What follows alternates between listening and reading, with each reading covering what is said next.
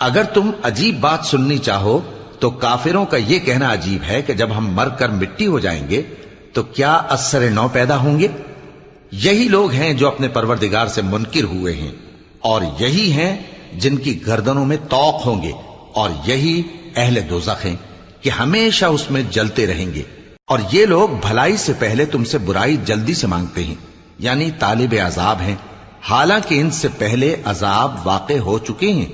اور تمہارا پروردگار لوگوں کو باوجود ان کی بے انصافیوں کے معاف کرنے والا ہے، اور بے شک تمہارا پروردگار سخت عذاب دینے والا ہے۔ اور کافر لوگ کہتے ہیں کہ اس پیغمبر پر اس کے پروردگار کی طرف سے کوئی نشانی کیوں نازل نہیں ہوئی؟